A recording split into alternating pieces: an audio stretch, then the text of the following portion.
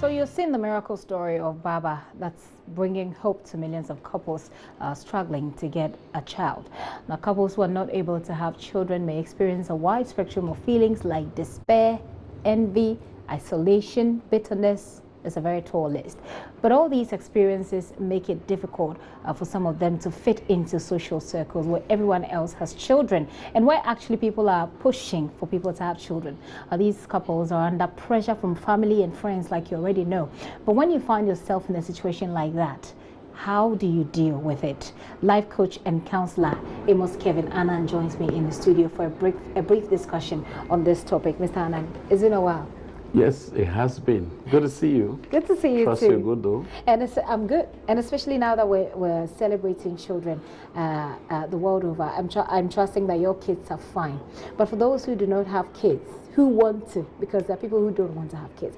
For those who want to have kids, if the kids are not coming, what do they do? How do they deal with the situation? I mean, the reality of the matter is that whether you have children or don't have any, you still come under pressure. That's the reality of life, especially in our part of the world. I, for instance, can cite a case of myself. I have two daughters, and I'm under pressure to have a son. To have a son, okay. Others have two sons, and they're under pressure to have a daughter. So life comes with its own form of pressure, depending on which stage of life one finds him or herself. Right. The real challenge is, how do you build in you a certain internal absorber to be able to cope with the issues and thrive as a human being. That's where the real challenge is. Now, for people who are in a union we describe as marriage, of course, like you rightly said, not everybody wants to have a child. So they have child-free marriage and they are fulfilled.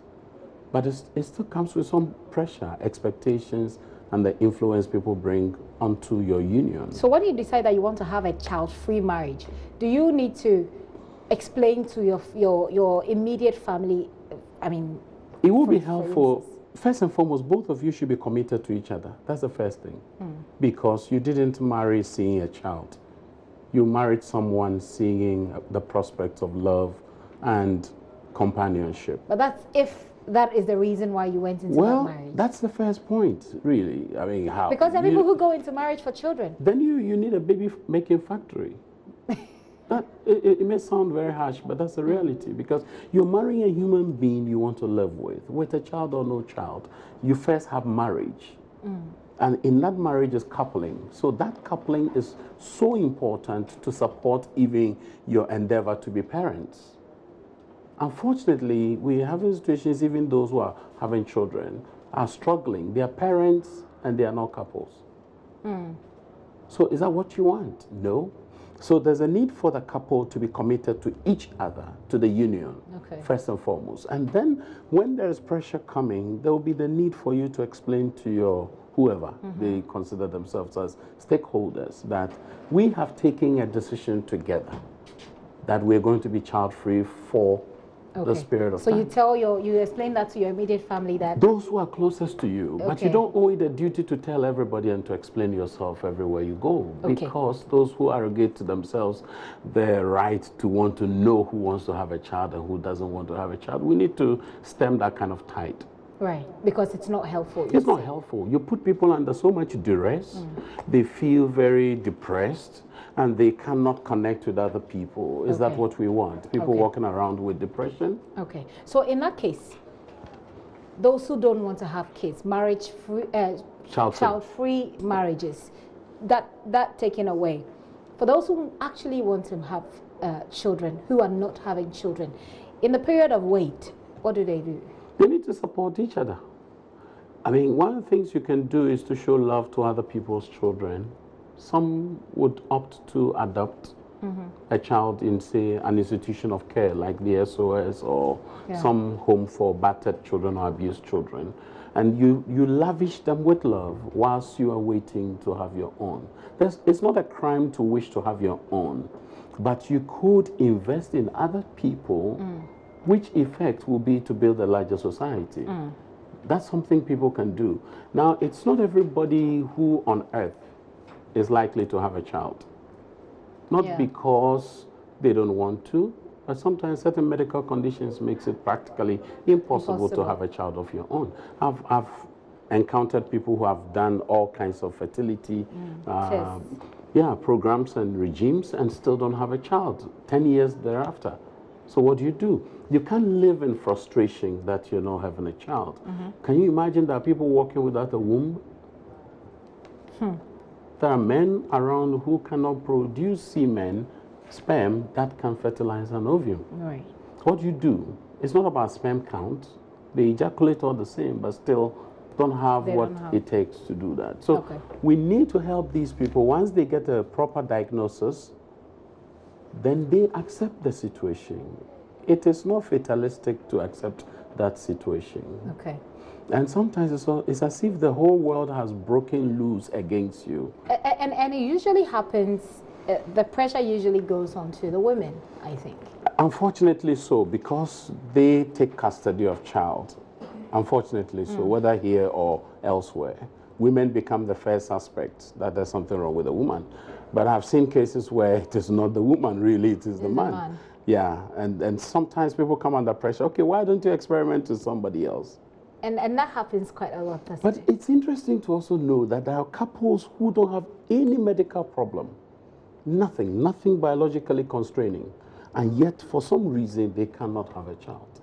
How do you explain this? I mean, from a Christian perspective, how do you explain this to a non-Christian person that I'm in a very committed relationship. I'm married to my husband. We love each other. Of course, this is why we're together. But I can't have children. And my husband decides to, like you say, experiment with somebody. And just when they did that, they got a child with the other person. I mean, how do you explain that from a very non-Christian perspective, to say, well, perhaps God doesn't even respect the marriage, or God didn't not even exactly. How do you explain it? I mean, people shouldn't fault God for such an occurrence. Like I have explained already, there are people who don't have any problem whatsoever, medically, biologically, and yet still something happens when their gametes come together and they cannot infuse. And that one is no fault of theirs. Okay. But everybody has a certain worldview that governs their behavior or actions. So the fact of you not being Christian is not the issue. It's neither here nor there. You have certain core principles that govern what you do. It's because one of the things, especially in our part of the world where we're very sentimental and very religious, we tend to say, stick to your partner, trust that God will give you a child, because it's God who gives children, right? And that is God who's giving you, that's the Christian perspective. God is blessing you. It's not just a Christian perspective, it's a commitment perspective. Right. So you are trusting that God, but that's if you believe that it's God that gives babies, because there are people who believe otherwise. Yeah, they will believe exactly. Otherwise. So you are believing that God is the one that gives babies, and you, the woman, for example, have been committed to your husband. Next thing you see, your husband is cheating and has had a child outside your marriage. You know, I always feel very sad when the weight of load is thrusted on the heads of the women. Why should it always be the woman? Because there are situations where really the problem, as is constraining both parties, is coming from the side of the man. So both ways. Yeah, so if both it so ways. happens that one of us in a relationship has gone out and been able to make a child, when I who is in the marriage is not able to make a baby, what sort of advice would you give to people who are experiencing this? You see, first and foremost, you need to sit with this couple, try to understand the complex decision-making processes they go through. Now, for you to step out of the matrimonial home to have a child creates a problem with trust. That's the first thing. The second thing is, who is going to raise that child? Is it I or the other party who produced the child? The third thing you need to deal with is whether or not you expect me to stay in, having gone out to take a child. Okay. And many wouldn't stay in. Really? Many. They will prefer that that child is raised by their mother, or whoever it is that has custody of the child. Right. And so there's a need for the couple. That's why I said it begins with commitment to each other. Okay. If there's no commitment to each other, these things can easily happen. Now, where it happens, the woman must ask herself, can I handle this? If you can't handle, don't play with this, because it would ultimately create difficulty for you as a woman. Now, I'm asking the same question. Would a man accept the situation if his wife steps out of the union to go and have a child with somebody because the man has been so diagnosed as sterile? Many men can't stand that. So my question is, if you can't stand that, why visit that upon the person you claim you love?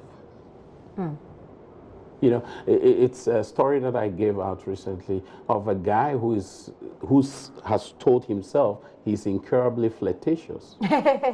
Now, he's diagnosed himself as such, and so he's going out, and his wife says, okay, just hold a minute before you set off, I have a gift for you.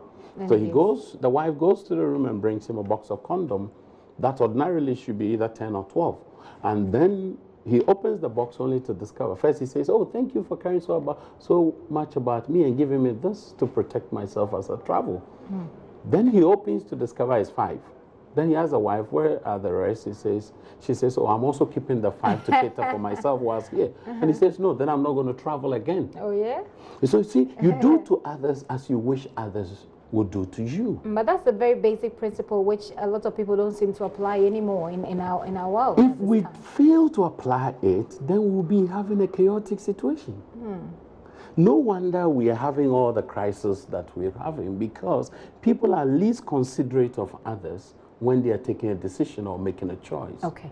Because it's become I, me, and myself. Right. And personal advantage. I'm going to allow you to give people who are going through it, like you say, you need to assess each situation. You need assessment. So you know exactly what sort of advice to prescribe. But generally, for those dealing with situations like this, I'm sure that there is some kind of general advice you can give them. If you're in a relationship and you're unable to have children, and with your partner steps out and then is able to have a child, you're feeling, I mean, this will be a devastating feeling for people going through that. And for people who are considering at this point all these IVF options available if they can afford it, whose partners do not necessarily agree, because not everybody wants to go through artificial, you know. So for people who are dealing with this situation, I'd like for you to sum up some sort of advice for them as to how to. Well, first and foremost, let's take the situation of those whose spouse has stepped out and provided them with a child. Yeah. Like I have already underscored, if you can't live with it, don't accommodate it. Okay. Now, secondly, for those who haven't done that, there's a need for the spouses to be committed to each other, because it is not a Lone Ranger walk. It is us together sinking or sailing. Now, so it means that you've got to close your ranks and work together as a team. Otherwise, you're going to get into situations where there'll be blame game. This one is shoving off the blame on that, and this to the other. Their external and influences. Then the external parties who think they have stake in the union would then intrude into the space and destroy the union completely. Now, that's one. The other thing is, ensure that you get a good diagnosis of your situation. Sometimes you need a second opinion or third opinion, because I know people who were first declared as not able to, a second opinion gave a contrary diagnosis. Sounds good. And you see, so you've got to be patient. I've also had situations where they don't have any medical issue, but I discover in conversation that anytime the woman is ovulating, they are in a state of conflict. No, they're in a state of conflict. Oh, wow. And so they don't come together to copulate in the heat of ovulation. And they only come to have sexual intimacy after ovulation. And clearly, it's not going to be possible for the woman to conceive. So there are some couples who have that peculiar situation, and they need to check the cycle of the woman and when it is that she gets overly sensitive to the activities of their spouse. Now, the other thing is, let's cut out as much as possible the influence of third parties. We need to create a boundary for those individuals. They may be in your office, They may be boys, boys, or girls, girls. They may be some alliances you may have formed Even in church? on social media. And then also, I would say that those who have arrogated to themselves the right to ask people, when are you having a child? Whether in a faith-based community or in our homes, they should desist from that. It doesn't lie in your mouth to ask somebody. At best, what you can do is to pray for them. Right. And one thing which also hurts a lot of people is to go to church and pastor calls, childless couples come forward. It is very, oh yes, I've been to meetings where people are called forward to be prayed for because they don't have a child. They mean well, but the effect of that action can be stressful for a couple because repeatedly you're going to have to step forward. And people will get tired of that. True. You know, so I would also want to caution pastors and faith-based leaders who have that habit of calling people to the front and asking to be prayed for. We could do so without bringing them forward. And finally, the kind of commentary we run about people who don't have a child yet sometimes is very troubling. As if we are cracking a joke, but we are hurting somebody. And I'm a true caller for a humane society. So we must be more humane and sensitive, bearing in mind that the fact of you having a child and somebody not having does not predispose you to being better than them. No. Finally, there have been a case where somebody went to church, delivered, and came to church with a child to give a testimony. And prior to her delivery, another party in the same church went to the labor ward and never had the child. Now this lady stands in front of the congregation and says, God loves me more than anybody on this earth. And can you imagine, I went to the labor ward, I have my child, and I'm still alive.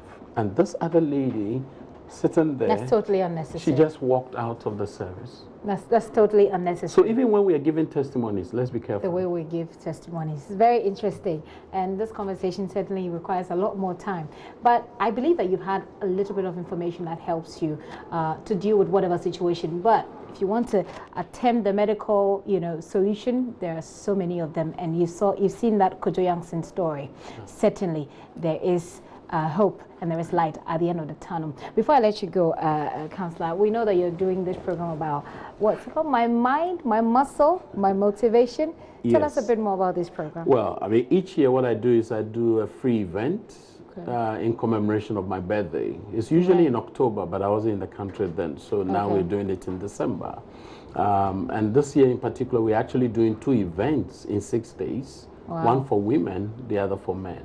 Okay. The women's one is on the 2nd of December, and it's happening at the Pentecost International Worship Center, just opposite the Regional Maritime University. In Tema? In Tema, Sakumono, on the beach road, not far from Buena Vista. Okay. And the focus is on their relationships, their responsible rights, and royalty. Okay. And we're going to have eminent women. And then we're bringing Dr. McCarthy, who is a uterine specialist, to discuss the issue of menses and menopause. Okay. And it's a conversation we need to broach. It's very important. And this is free? It's free. It's free event. In fact, you come and you enjoy kebab as well. The second event is on the 8th of December, and that is happening in Community 7 Tema, opposite the Subin Valley Complex. And that's for men. It is called Mobilizing Males. Mobilizing Males. Mobilizing Males. Mobilizing Males 2018. 2018. Okay, this that's is also the 2017 one. Right. That's also free? It's also free. It's a gift event. I believe that somebody must sacrifice to help humanity. And for me, I am doing this each year free of charge. And I have friends who come to partner with me to get this done. Okay. And it's an event for boys, fathers, sons, and any other male figure. But we discovered that women are raising boys. So we invite them to also come and sit Certainly. Yeah, so as you can see, we have people, CJ Bachman, Isaac Newman, Kofi Chiro. Kofi Chiro is going to discuss the issue of our muscles, the importance of the muscles. And the muscles of men are not to be used to intimidate women. So muscular health It's meant to protect women. It's meant to protect people. Certainly. So the date is the Saturday, the 8th of December, 4 to 8 p.m. And it's happening at PIWC Community 7 Tema. It is free. And it's all about mobilizing males 2018. Then there is another for females. That one is known as Females in Fellowship. Females in Fellowship. And that's happening on, is it the same day? That's on the 2nd. On the 2nd of December. 2nd of December. Also at PIWC Sakumono. Yeah. And we're going to have Her Ladyship Getro Tokono, who is an appeals court judge. We're going to have Angela Jamnabo Ajay, Mrs. Angela Kaman Apia, Adeline Mensah, there they are. Okay. And then these are going to be the individuals to address them on the issue of relationships. And it cuts across not just male-female relationships, but relationships in general. Workplace, with females, you know, with everybody. And then Her Ladyship is going to speak about the concept of royalty. For women. I mean, you know, leadership simply is the epitome of good standing, you know, an example of what a woman should be. And Adeline is really going to speak to the issue of relationships. And then Angela is our guest of honor and the chairperson for the occasion.